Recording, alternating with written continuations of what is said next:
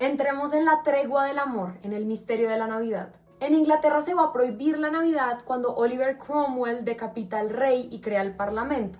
Oliver era un hombre puritano que veía la Navidad como algo que iba a afectar el tema del puritanismo.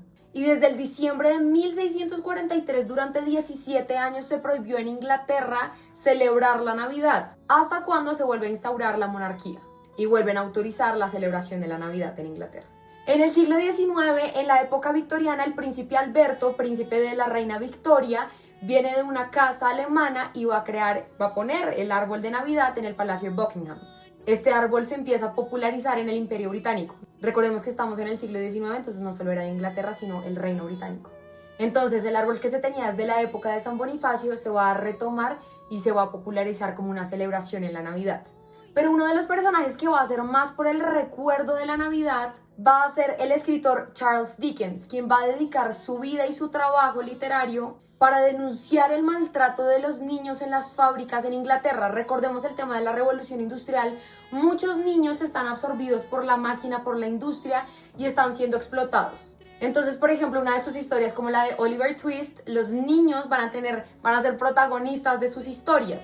Y su literatura va a ser tan potente que va a hacer que se creen las primeras leyes de protección de la infancia en Inglaterra.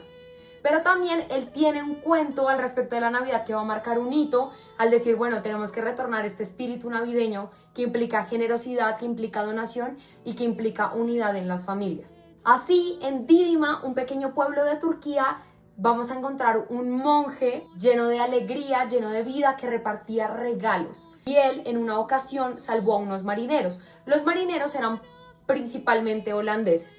Entonces, esos holandeses, cuando llegan a Holanda, van a empezar a contar la historia de un hombre, de un obispo, que se llama San Nicolás, nuestro San Nicolás, que le salvó la vida.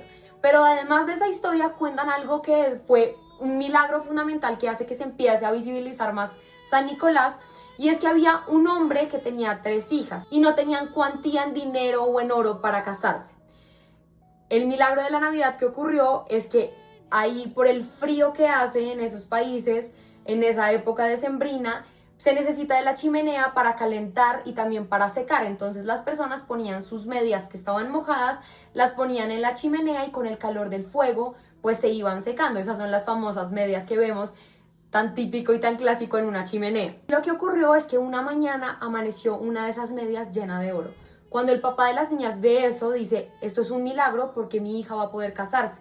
Y entonces el papá se queda ahí como todas las noches viendo qué era lo que pasaba, y ve la forma de San Nicolás entregando un regalo para que esta mujer se pudiera casar. Recordemos que en esa época ese oro se le entregaba a la persona con la cual la mujer se iba a casar. Desde ahí el tema de San Nicolás empieza a ser más conocido. Y los holandeses, en las grandes migraciones europeas, llegan a Estados Unidos y fundaron una ciudad allí que se llamaba la Nueva Ámsterdam, que luego va a ser vendida y va a ser llamada Nueva York. Ahí esta historia de San Nicolás llega con el nombre de Santa Claus o Santa Claus. Y luego, claro, este tema de San Nicolás empieza también a ser parte de una geografía, porque dependiendo de dónde esté, pues va a llegar con diferentes elementos este San Nicolás que se le había visto de una forma particular en el milagro de las 3 muchachas. Por ejemplo, en Escandinavia empiezan a representar a Santa Claus como un gnomo. Y lo que decíamos, empieza a tener una trayectoria geográfica el tema de San Nicolás. En Alemania, por ejemplo, ponen a San Nicolás con un caballo. Y cuando llega a Escandinavia va a estar con renos. Cuando uno ve la nieve, pues obviamente va a estar con renos porque el caballo no le da la fuerza para aguantar tanto tiempo en la nieve. Toda esta historia nos muestra esta trayectoria que ha tenido el tema de la Navidad y la simbología que también ha involucrado el tema del árbol, el tema de San Nicolás y también el tema cultural que se va gestando a la luz de este tema de la Navidad.